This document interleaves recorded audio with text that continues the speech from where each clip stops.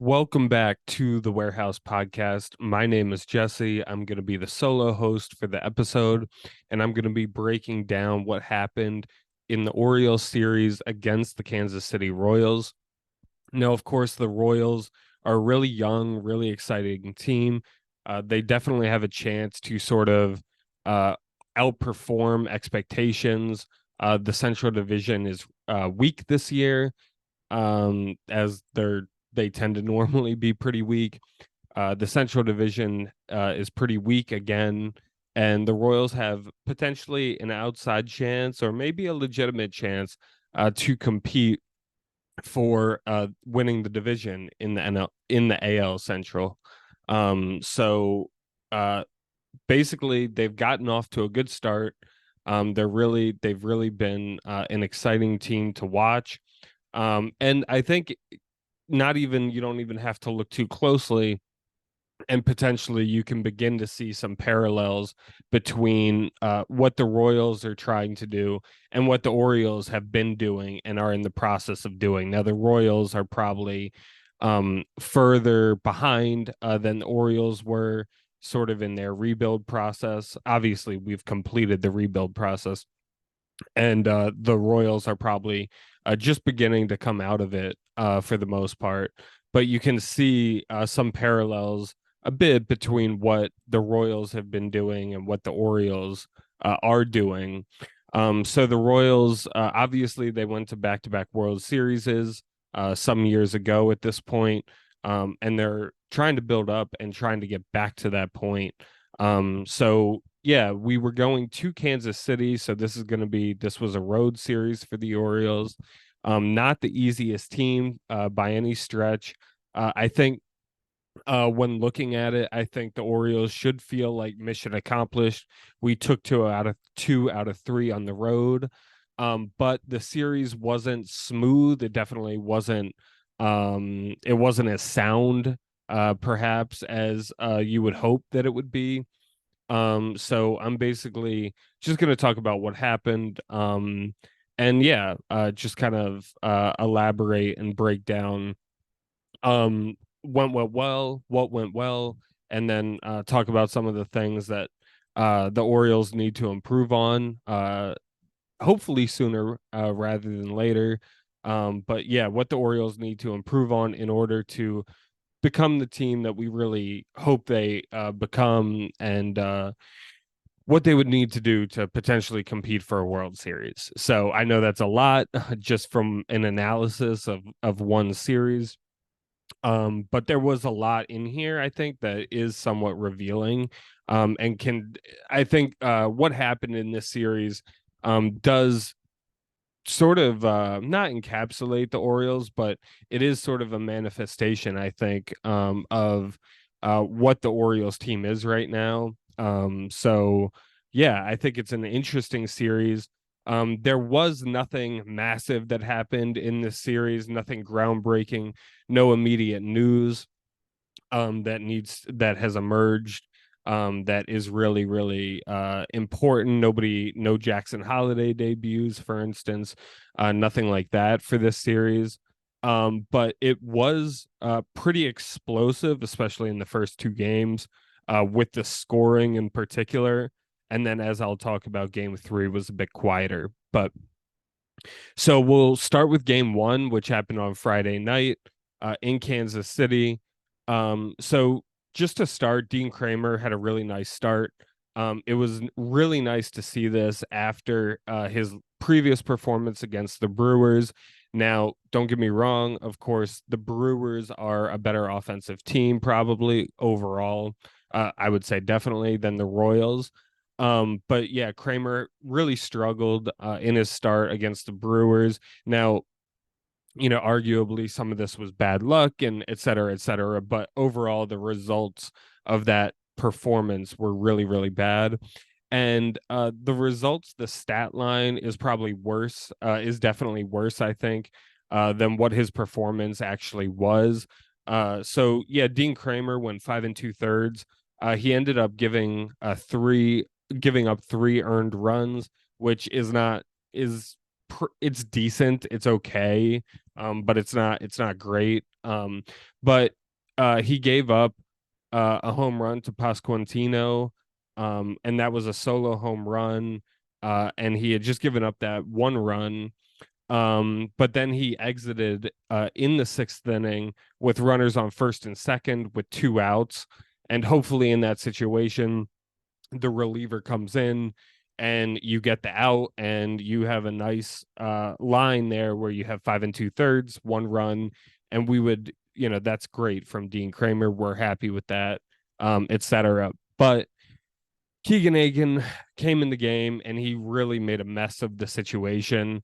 Um, yeah, he allowed not only the two inherited runners that Kramer had left on base to score, but then he allowed an additional 3 runs to score on top of that, all before he was able to record a single out, which was the final out of the inning.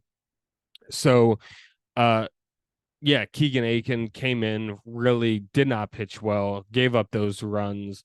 And then the game at that point, he Aiken made it into a 7-0 game that we were losing. And yeah, it was just, yeah, Keegan Aiken in that situation did not pitch well. He almost could not have pitched much worse in that game. Um, so it really sort of messed up what could have been a really nice start overall for Kramer, where the results had been good and stuff like that. And not just his results, but also the results for the game. But it wasn't meant to be. Aiken sort of let the game slip away, at least temporarily. And on the other side, while Kramer was pitching well, this game was sort of a pitching duel at the beginning, despite the final score of the Royals winning 9-4. It was a pitching game, a pitching duel sort of at the beginning of the game. Even though maybe you think of like a pitching duel as a playoff game and it's 0-0 and both pitchers are coming out for the seventh and eighth innings. Okay, it wasn't that, but it definitely was. The both starting pitchers were doing really well. um Alec Marsh dominated the Orioles once again. He pitched 5 2/3 scoreless innings. We had faced him earlier in the season, didn't have success on him there, didn't have much luck against him, much luck or success against him there. And this time he went out, sort of repeated, pitched 5 2/3 scoreless innings. So the best chance for the Orioles against Marsh, overall throughout the game, there wasn't even, the Orioles didn't have many opportunities or much traffic. But in the fourth inning, the Orioles did load the bases with one out. But Marsh was able to get Mullins to fly out to shallow left field. Arguably, somewhere it was sort of a ball in between that fly ball and pop up range, somewhere in the middle of that. But I guess I would lean toward a fly ball because it did go into the outfield. So he did hit a fly ball to shallow left, not deep enough for the runner to score. And then Cowser grounded out after that. So that was the Orioles' best chance in the fourth inning to score off Marsh. And that did not happen, did not go well. So, and then we were trailing after the Pasquantino home run. But then it got worse after Aiken came in and allowed all those runs to score. So I think I made a mistake actually, because Aiken exited the game and it was 6-0, not 7-0 at that point. So my apologies for that. So and then later, the Orioles were able to sort of get back into the game a little bit. If the I mean, if Kramer had come out of the game and the bullpen had pitched flawless, it could have been a very competitive game. But Adley Rutschman did hit a grand slam, which was really exciting to see. It's his first career grand slam. It's unfortunate that it came in this sort of blowout loss, even though it did make the game tight at the time. So it definitely put us back in the game at the point when he hit it. But then overall, that was our only offense for the entire game. Yeah, Rutschman, and he hit it off the lefty Will Smith, so he was hitting right-handed for that grand slam, which is notable. Yeah, so congratulations to him. I mean, that's hitting a grand slam, I think, is a really big deal. Of course, the situation probably diminished it a bit and made it not quite as big a deal, but no, I mean, I think it's great to see. Hopefully he'll hit more in the future. So that was great. And then the other notable thing was that Tate came in after, had a really rough inning where he allowed a 3-run home run to MJ Melendez.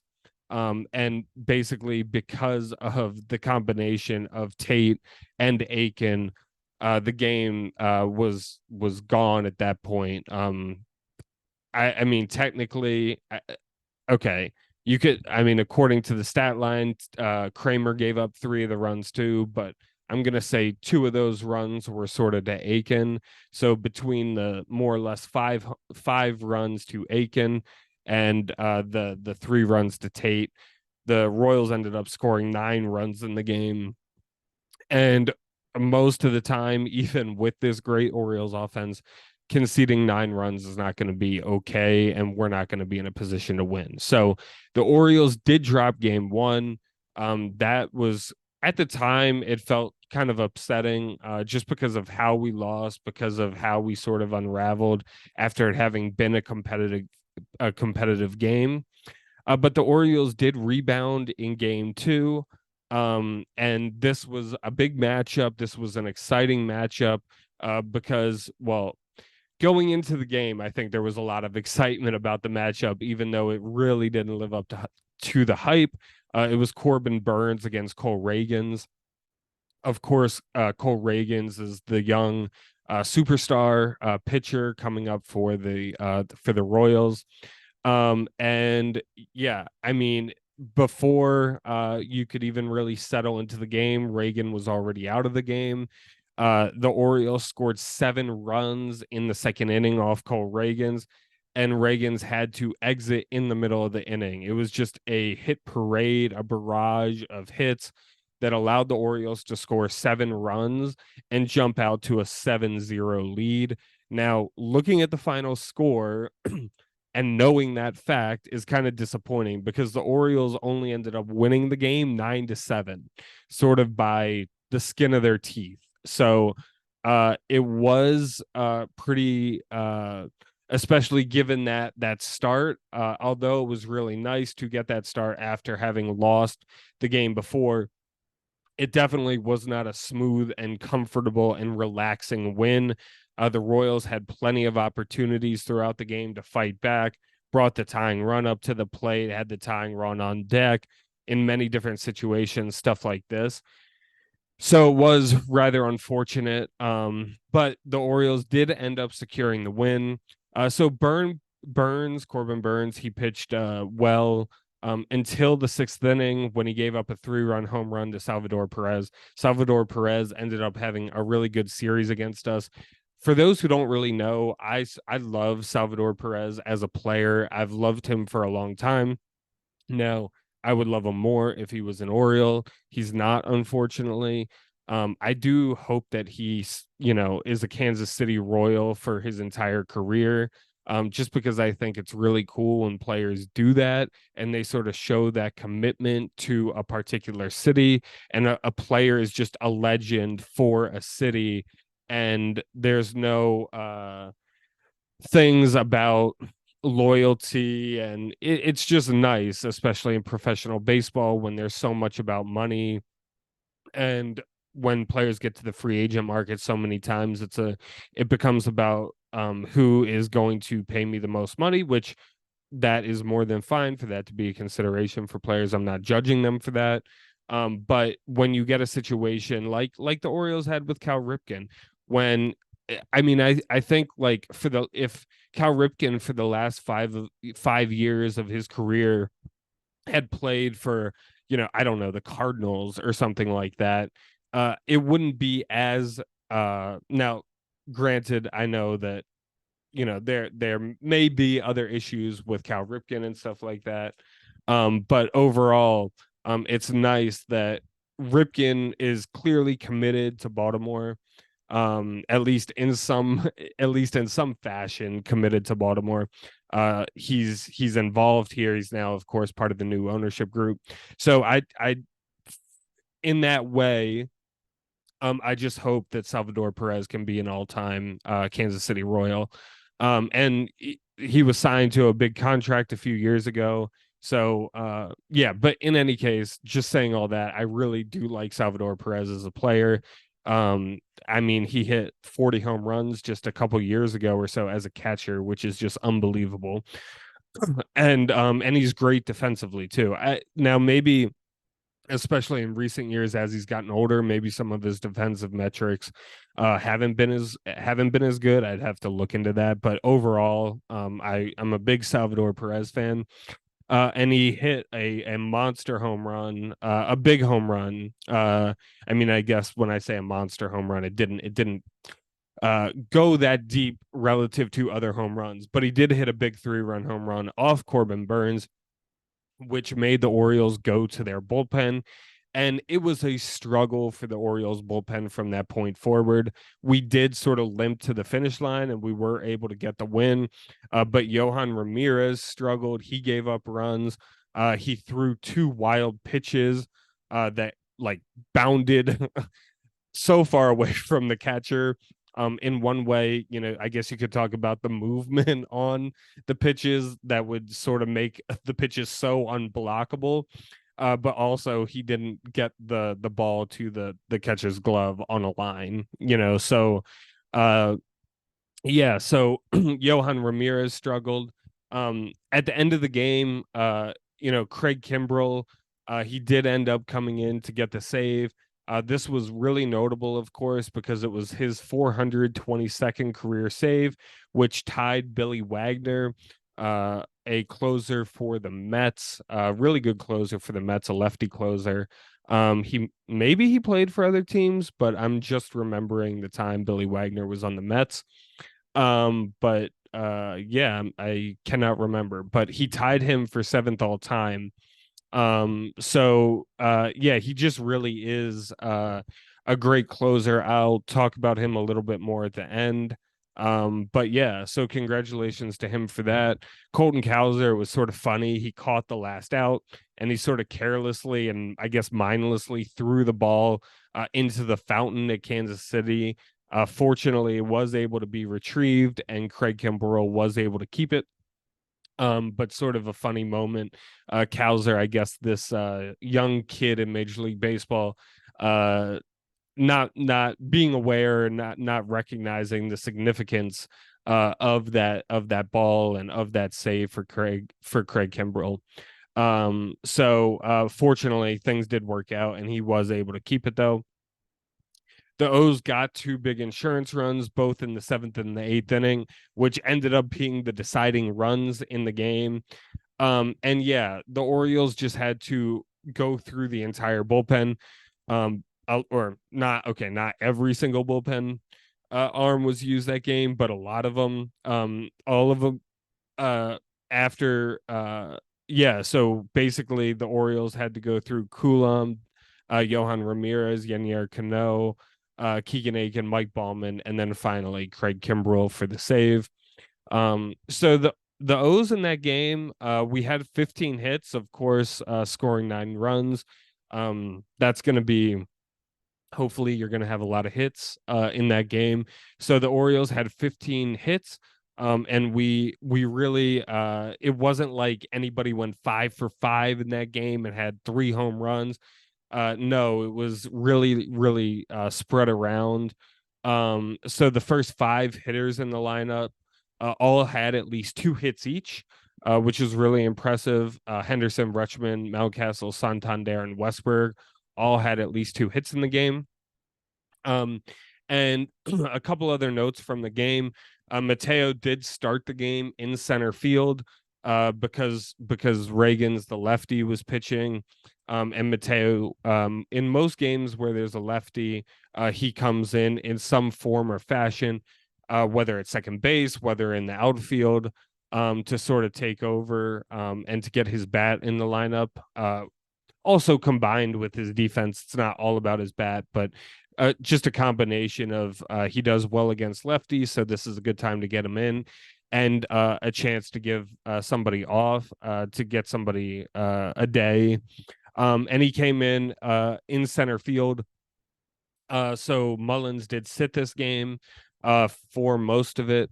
Mullins did end up pinch hitting toward the end of the game, which I I mean, I've talked about this a bit on the podcast. I think the Orioles do a good job, I think, rotating players around.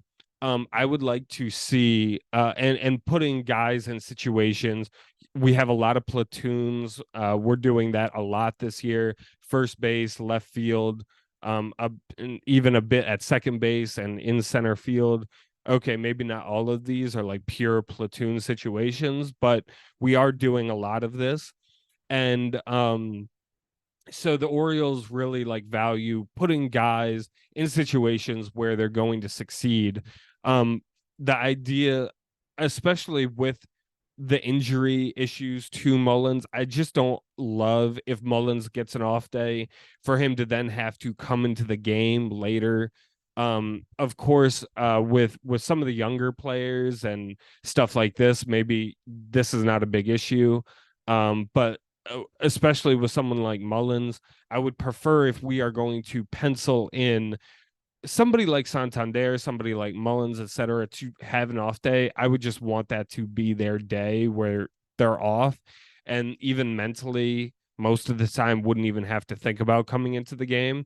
So I mean, I understand that's not always, you can't always just give somebody a day off and just say you're guaranteed this day off, and that there will have to be some mental sort of preparation to come into a game, because you never know what the situation is going to be, and things like this. And sometimes we just need that guy who we wanted to give the off day in this one situation. But overall, yeah, I just would prefer. Now, if he gets other off days where he just is off the whole day, um, that's great. And I would prefer that, but I just don't want to see all the time uh players' off days then get interrupted by having to go in and do something and perform some sort of function, even if it's in a small role or a small capacity, having one plate appearance or coming in as a defensive replacement. I would prefer, especially for certain guys on the team that I'm thinking of more in particular, I would prefer that if they get the day off, they just get the day off. And that would be a little bit of my quibble, with maybe him coming in to pinch hit at the end. But overall, yeah, Mateo started in center. He did decent enough there. He went 1 for 4. He had a strikeout, but he had a hustle double, which was sort of critical, because it moved Hayes to third, and then Hayes later scored. So even though he didn't score or get an RBI, that double was important, because it moved Hayes into scoring position where he wouldn't have been, etc. And then also in that game, James McCann started behind the plate. Rutschman was DHing, but McCann did well enough, 1 for 5 with a run and an RBI. And he was playing in this game because, of course, there was a day game after a night game. So the Orioles played Sunday. And usually, uh, the starting catcher will take at least one of those 2 games off. And because it was Cole Reagan's, or at least take the game off from behind the plate, right? And because it was Cole Reagan's pitching in game 2, my guess is that, yeah, because Reagan's was a lefty and McCann was a righty, they want McCann in the lineup against the lefty rather than on Sunday when it was Seth Lugo against a righty. So, yeah, so McCann started behind the plate and did that. So, yeah, those ended up winning 9-7. As I said, it was rocky. Some of the bullpen guys did not have a good game. It wasn't smooth sailing, but the Orioles did come out on top and get the win. So that was good. And then in game three, after the first two really explosive games. Game three was a lot quieter. This is sort of how in many situations, you want the Orioles to win. The Orioles did score 5 runs, which is good. Of course, if the Orioles score more than that, that's great. But the Orioles got a shutout. And I think that this was the first shutout the Orioles had gotten all year, which says something, right? But the Orioles did get the win 5-0, and it was behind none other than Cole Irvin. And Cole Irvin, he did really well. He pitched to a lot of contact. He only had he only had 2 strikeouts. He allowed 4 hits. But he went 6 2/3 shutout innings. At the mound when Hyde took him out, you could tell he was obviously excited, as you would expect him to be. And yeah, he did really well. And especially after those first 2 games, he had brought stability to the game. Now, I think the start was actually really, really important for the Orioles, because in the first 2 games, the Orioles benefited from getting to the Royals bullpen. But the Orioles had to use their own bullpen a lot in the first 2 games in a way that's not good, and hopefully it's not going to be common for this team going forward.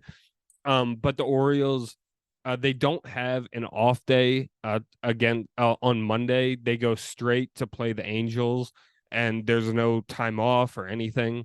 So we're going on the road, which I'll get to. But the fact that Cole Irvin pitched so well, and pitched 6 2/3 and made the job easy for the bullpen was really, really important, I think, especially in the short term for the Orioles. And yeah, he brought stability. There wasn't ever really any doubt. Through he didn't get in much trouble throughout the game from a pitching perspective. So he did really well, and it was really quiet and smooth sailing for him.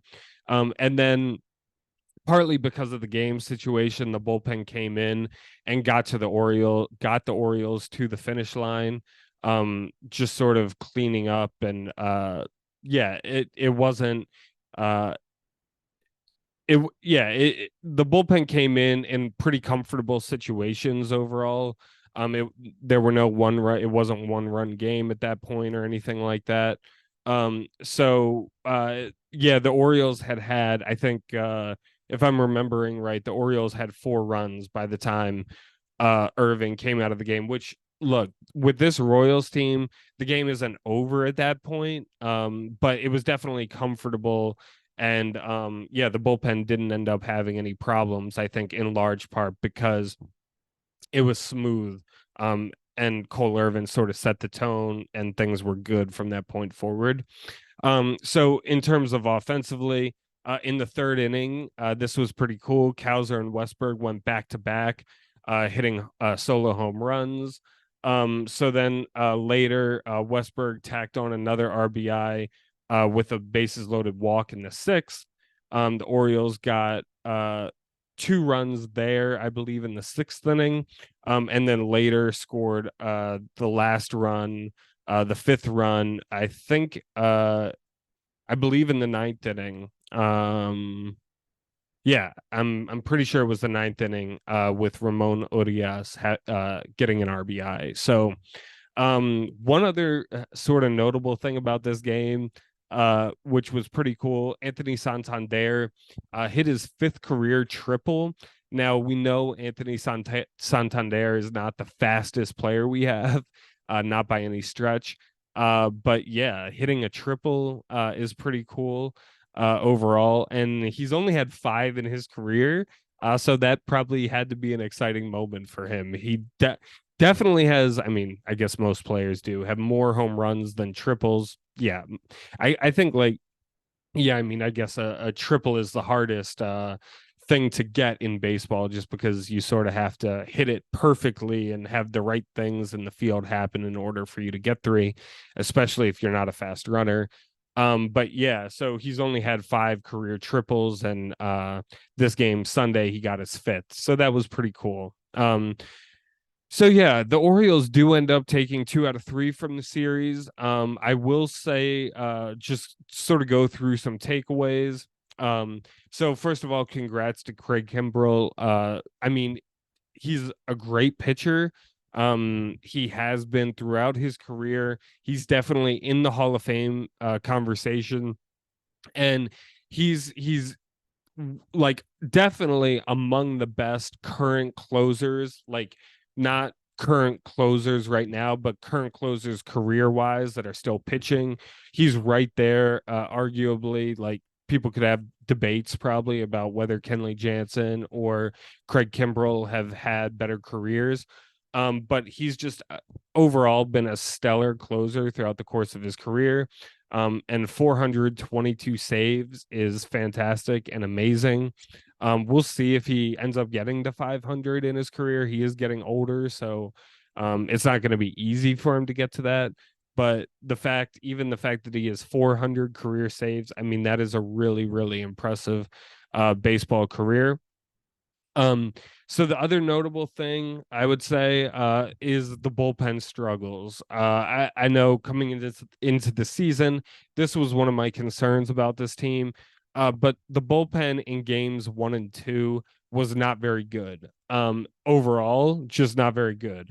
So um, I have hope and I have confidence that in the long term, I'm not as worried about this because I do think that hopefully the Orioles will be able to sort this out.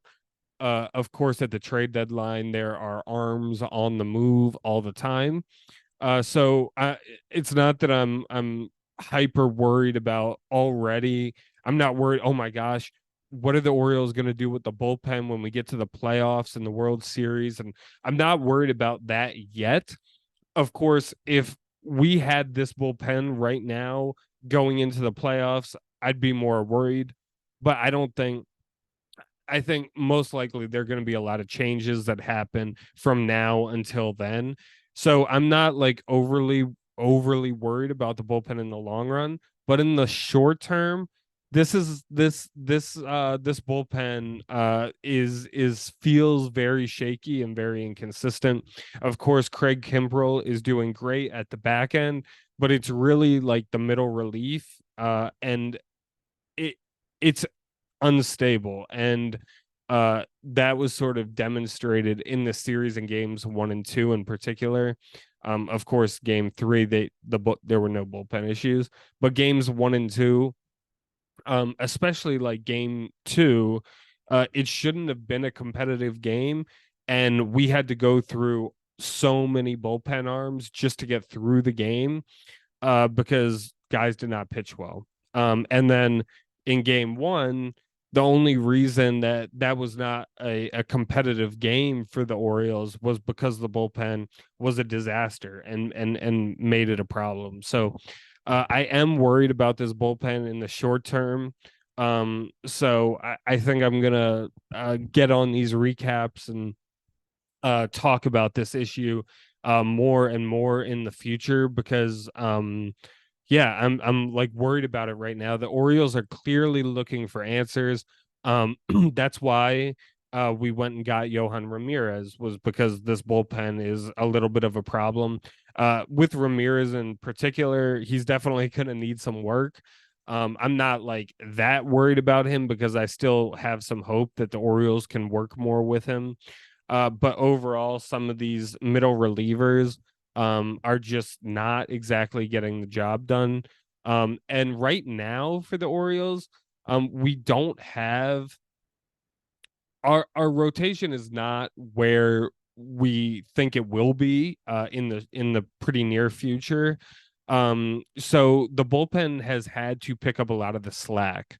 So because of that, because we don't have uh, Kyle Bradish right now or John Means, and we don't have guys that we are hoping will go 7 innings every single time or close to it. Um, there's been more pressure on this bullpen to do well. Of course, Kramer only went 5 2/3. Burns didn't go. He was fine. Like, 6 2/3, 5 2/3, and 6 2/3 is not the end of the world, but in a series that is like a decent amount of ground for the bullpen to have to cover, and the Orioles aren't in a situation where we can stay away from this guy who is really struggling. It sort of feels like, no, all the arms have to be used and have to be like clicking um at this point. So it's not like we have a rule 5 guy on our in our bullpen that is not doing well, and we're just going to like hide them away and pretend they're not on the roster for a few weeks. The Orioles don't have that luxury. We're sort of in a situation where we need to use every arm, and every arm sort of needs to be doing well, and there are enough arms in this bullpen that are not consistent, that come out and don't do well. So some of the bullpen struggles, I think, have been overshadowed by this tremendous offense that's really clicking right now. But this could be a problem, and it is something that I think Brandon Hyde, Mike Elias will need to find a way to solve, because I think the middle relief has a lot of questions right now. Um, so another takeaway is it was great to see Dean Kramer come back, pitch really well, and Cole Irvin pitch really well. But I'm focusing on Dean Kramer because I'm going to come back to Cole Irvin in a minute.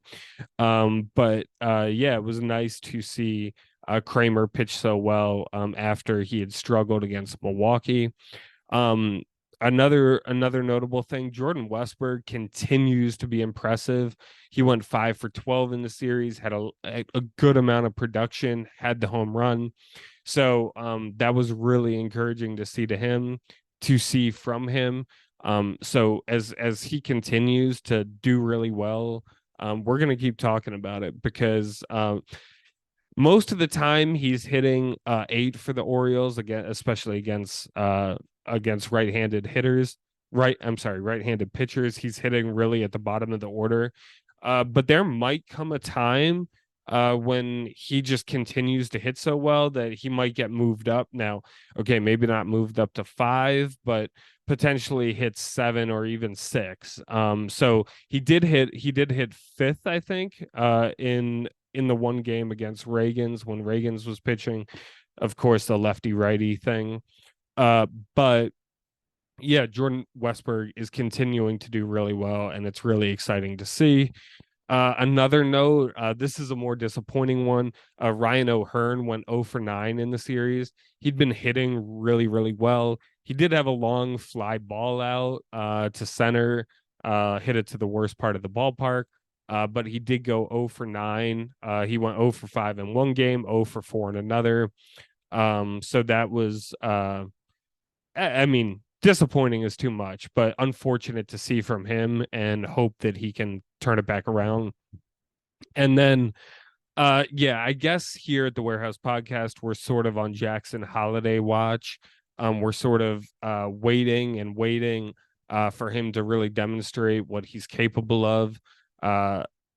Unfortunately, he hasn't yet done that. He went hitless again in this series. On the year now, he is now 1 for 30 with 16 strikeouts. And just overall, again, we're not worried about him in the long term.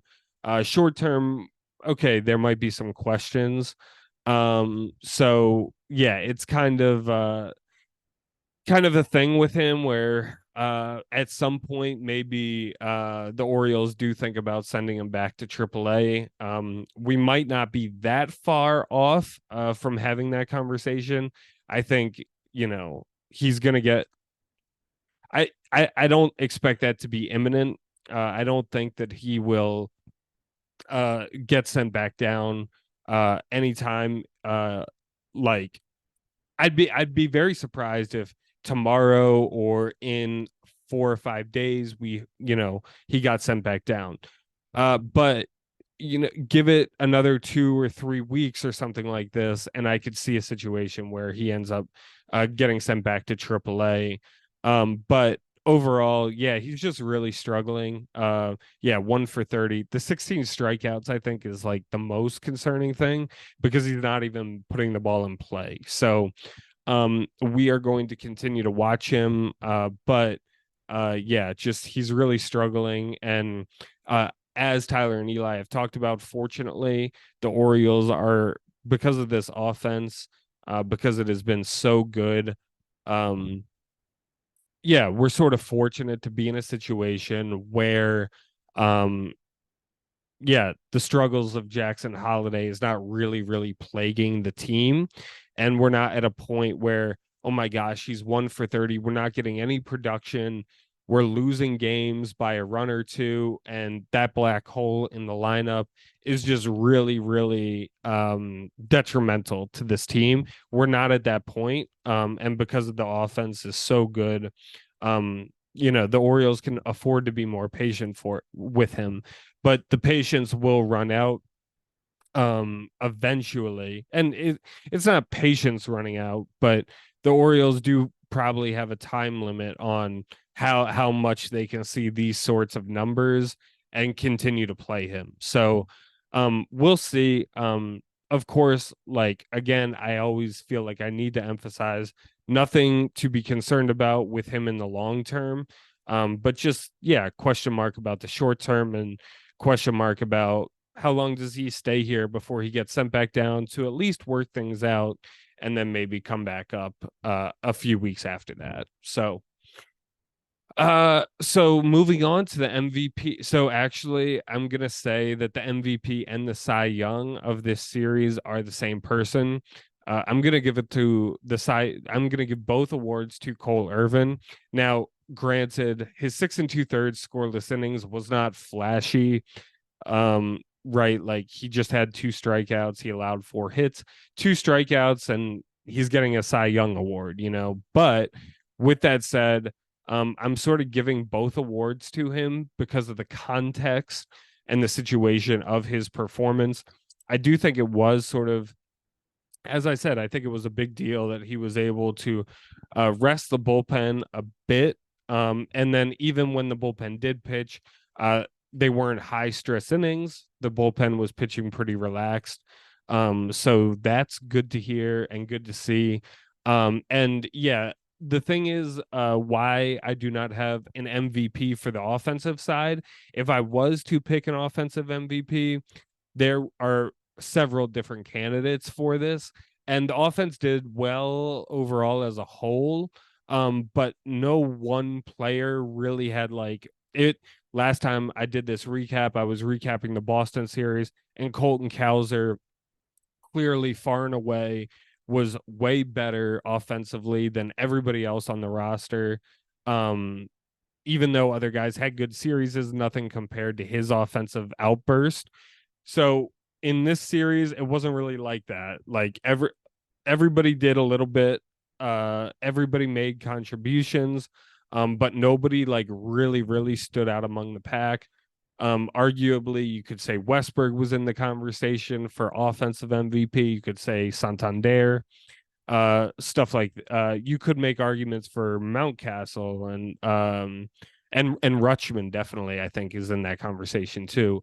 But overall, I just think Cole Irvin pitching that performance was so critical. If he had gone 3 innings and gave up 5 runs, I think it would be a much different outlook, even if we still had managed to win the game. But because we used the bullpen so much on Saturday, because we used the bullpen so much on Friday, the fact that he was able to do that was really critical. So I'm gonna give him both awards, the MVP and the Cy Young. So, and yeah, and especially with tomorrow, or with the Orioles playing the Angels coming up, not having an off day and having to travel, I really think it was critical that he did so well. So he gets both awards. And then, yeah, up next, we're playing the Angels. We have Albert Suarez going on the mound against Reed Detmers. This is going to be a really good matchup. Reed Detmers really pitched well against us the last time. It was his start that allowed the Angels to win the final game of the series against the Orioles. So, and yeah, definitely, Tyler talked about him last time, but really excited to see Albert Suarez pitch again. Yeah, and excited to see what he's going to do, and if he's going to sort of repeat his first performance. And who knows? I mean, well, it's too early to have the conversation. I definitely think it's too early to have the conversation about whether he's going to be a long-term fixture in this rotation. That is much to be seen, but definitely excited to see him pitch again. And then, yeah, Grayson Rodriguez against Griffin Canning, the second game. And then it's going to be Tyler Anderson against Dean Kramer. So Kramer is going to be pitching for us again in this upcoming series. So, and then we head back home to Oakland after that. So, overall, a good series. I would say in general for the Orioles, especially getting 2 out of 3, but definitely rockier than we would want it to be. So, yeah, we'll see what the Orioles have against the Angels coming up. And yeah, we'll see what that looks like. So thank you so much for listening. Please give us a rating, review. Feel free to subscribe to us on YouTube, like the video. You can follow us on X and on Instagram at the Warehouse Pod. And if you have any questions, comments, anything, you could, if you want to get in touch with the show, all you got to do is email the show at thewarehousepod@gmail.com. So thank you so much for listening. This has been the Warehouse Podcast. My name is Jesse, and go O's.